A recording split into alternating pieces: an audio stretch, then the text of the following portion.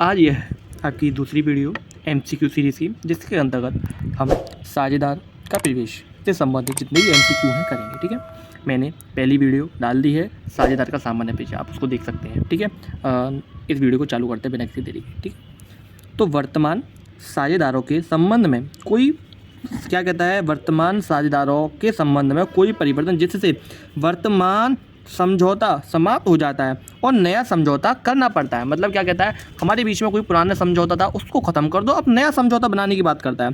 तो साझेदारी का पुनर्मूल्यांकन नहीं, साझेदारी का पुनर्मूल्यांकन एक संपत्ति दायित्व का पुनर्मूल्यांकन होता है ना, तो ये गलत है, इसमें समझौते का कोई मतलब ही नहीं है। साझेदारी का पुनर्गठन, हाँ भाई, हमारे बीच में जो संबंध है वो पुनर्गठित हो रहे हैं, तो इसका ऑप्शन बी लगता है। आगे देखते हैं, साझेदारी का समापन नहीं, हमारे संबंधों में परिवर्तन हो रहा है, हमारे संबंधों में परिवर्तन हो रहा है, इसलिए साझेदारी का समापन नहीं है, तो इनमें से कोई नहीं, इसका ऑप्शन कौन सा सही है, बी। आगे बढ़ते हैं, साझेदारी का पुनर्गठन कब होता है? भाई पुनर्गठन कब होगा? जब कोई व्यक्ति आएगा जाएगा या हमारे बीच में जो टर्म एंड कंडीशंस हैं उनमें कोई परिवर्तन होगा, तब हमारा क्या कहते हैं, पुनर्गठन होगा।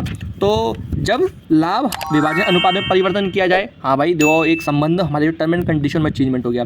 नए साझेदार के प्रवेश में बिल्कुल, अवकाश ग्रहण करने पर बिल्कुल, तो उपयुक्त सभी बिल्कुल सही, इसका ऑप्शन कौन सा सही है, डी। साझेदारी में एक नया साझेदार प्रवेश किया जाता है, ये याद रखो, साझेदारी फर्म में यदि कोई भी नया साझेदार आएगा तो सह सहमति चाहिए, सभी लोगों की सहमति चाहिए, जिसमें से एक, यदि मान लो किसी फर्म में 10 साझेदार है जिसमें से 9 लोग तैयार हैं किसी साझेदार को बुलाने के लिए, लेकिन एक व्यक्ति तैयार नहीं, तो वो व्यक्ति नहीं आएगा। मेजोरिटी नहीं चलती, अधिकतम नहीं चलती, यहाँ क्या चलती है, पूर्ण सहमति, मतलब सभी लोग क्या होते हैं, सहमत होते हैं, तभी साझेदार आता है।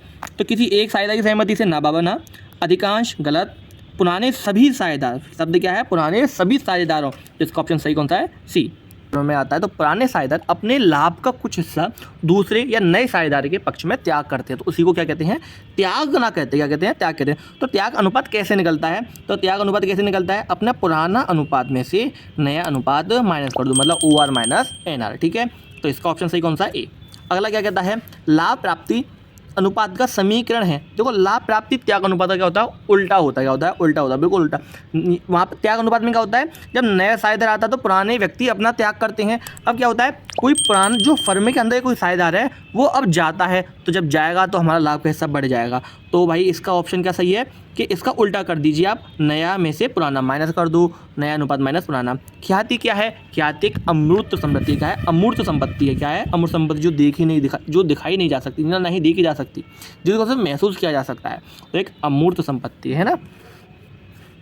ख्याति के संबंध में लेखांकन मानक कौन सा है, मतलब अकाउंटिंग स्टैंडर्ड कौन सा है, तो अकाउंटिंग स्टैंडर्ड 3 है, जिसको हम PPE भी बोलते हैं, क्या कहते हैं, PPE।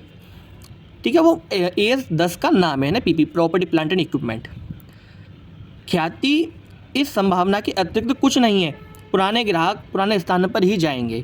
तो ये हमारी एक लॉर्ड एल्डन ने लिखी है, किसने लिखी है, लॉर्ड एल्डन ने लिखी है ना, तो इसका ऑप्शन कौन सा सही है, डी। ये तो आपकी परिभाषा है, प्योर थ्योरी आपको याद करनी पड़ेगी। ठीक है, तो जितना आप ज़्यादा याद करेंगे उतना आपके लिए फ़ायदेमंद है। ख्याति का प्रश्न उत्पन्न होता है, बताओ ख्याति का प्रश्न कब उत्पन्न होगा, तो ख्याति का प्रश्न हर एक समय उत्पन्न रहेगा, एक फर्म में हमेशा रहेगा। एक नए साझेदार के प्रवेश पर बिल्कुल, अवकाश ग्रहण करने पर बिल्कुल, भाई बिल्कुल, कोई व्यक्ति जाएगा वो अपना ख्याति का हिस्सा लेकर जाएगा, क्रय विक्रय पर बिल्कुल, उपयुक्त में सभी, बिल्कुल सभी।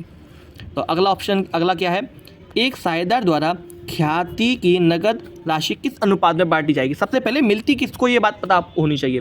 तो जो व्यक्ति या जो साझेदार त्याग करता है उसको मिलती है, किसको मिलती है, जो व्यक्ति त्याग करता है, अपना त्याग का हिस्सा, अपना हिस्सा त्याग करता है दूसरे नए साझेदार को, उसको मिलती है।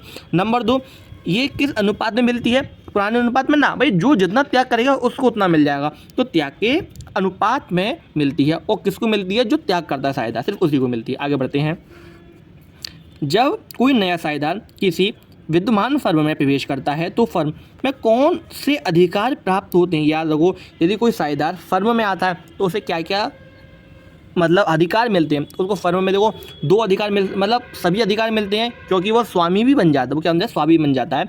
लेकिन वो 2 चीज़ लेकर आता है, क्या लेकर आता है, 2 चीज़ लेकर आता है, मुख्य रूप से आप देखना, एक लेकर आएगा पूंजी और एक लेकर आएगा ख्याति। क्योंकि पूंजी के लिए उसे संपत्ति में हिस्सा मिलता है और ख्याति से उसको किस में हिस्सा मिलता है, लाभ में। तो A और B इसका बिल्कुल सही आंसर है, क्योंकि अधिकार उसको सभी मिलते हैं। ठीक है, अगला क्या है, एक नए साझेदार के प्रवेश पर किसी संपत्ति के मूल्य में हुई वृद्धि को क्रेडिट किया जाता है। याद रखो, संपत्ति के मूल्य में वृद्धि तो कम फर्म क्या हो गया, फ़ायदा हो गया। क्या हो गया, फ़ायदा हो गया। तो जिसको कहाँ दिखाया जाता है, क्रेडिट किया जाता है। याद रखो, लाभ हानि खाते में, देखो लाभ हानि खाते में नहीं, जब संपत्ति में वृद्धि होती है ना तो हम रिवैल्यूएशन रिजर्व बनाते हैं। क्या बनाते हैं, लेकिन वो हमारे कंपनीज अकाउंट में तो इससे मतलब नहीं है, तो लाभ हानि खाते में नहीं, पुनः मूल्यांकन खाते में। लेकिन सब दिखाया है नए साझेदार के प्रवेश पर। जब हम साझेदार प्रवेश होता है ना तो जरूरी नहीं है कि वो शुरुआत के आए या एंड में आए, एंड मतलब अंतिम तिथि पर ही आए, कोई बीच में आ सकता है। तो बीच पर जब हम साझेदार आता है या जाता है तो हम एक पुनर्मूल्यांकन खाता बनाते हैं। उस समय हम अपनी संपत्तियों और दायित्वों का क्या करते हैं, पुनर्मूल्यांकन करते हैं। तो उस समय हम अपने जो संपत्तियों में वृद्धि कमी जो भी होती है सभी को पुनर्मूल्यांकन खाते में लिखते हैं। लेकिन शब्द क्या है, क्रेडिट किया जाता है, तो पुनर्मूल्यांकन खाते में क्रेडिट किया जाता है। ठीक है, इसका ऑप्शन सही कौन सा है, बी। लाभ हानि खाते में नहीं डालते हैं, संपत्ति खाते में भाई अपनी संपत्ति आपको बढ़ानी पड़ेंगी, लेकिन संपत्ति बढ़ेंगी कैसे, डेबिट करके बढ़ती हैं। याद रखो, संपत्ति में वृद्धि आपको अपनी संपत्तियां बढ़ानी है तो डेबिट करनी पड़ेंगी, क्रेडिट करने से नहीं बढ़ती हैं। पुराने साझेदार के पूंजी खाते में ना बना। आगे बढ़ते हैं। पुनः मूल्यांकन खाता कौन सा खाता है, तो पुनः मूल्यांकन खाते से एक प्रकार का आपका लाभ हानि ही होता है। क्या होता है, लाभ हानि, एक नोशनल गेन है, एक नोशनल गेन है ना। तो ये अपना अवास्तविक खाता होता है। क्या होता है, अवास्तविक खाता होता है। कोई लाभ हानि आय व्यय, तो ये लाभ हानि होता है उसमें। इसलिए पुनः मूल्यांकन का लाभ किस अनुपात में बांटा जाता है, देखो पुराने साझेदारों को बांटा जाता है और जिनको वो पुराना अनुपात होगा उसी में बांटा जाएगा, है ना। इसमें ऐसी कोई बड़ा क्वेश्चन नहीं है। तो पुराने अनुपात में पुराने साझेदारों के बीच में बांटा जाता है। दायित्व में कमी है, बताओ हमारे दायित्व कम हो गए, हमको अब किसी को कम पैसा देना है तो हमारे लिए फ़ायदा हो गया, हमारा लाभ हो गया। क्या हो गया, हमारा लाभ हो गया। तो इसका ऑप्शन सही कौन सा है, बी। आगे मिलते हैं और ऐसी वीडियो देखने के लिए मेरे चैनल को सब्सक्राइब करें। और यदि किसी भी प्रकार का आपको कोई क्वेश्चन या एमसीक्यू में कोई प्रॉब्लम हो तो आप मुझे कमेंट बॉक्स में पूछ सकते हैं।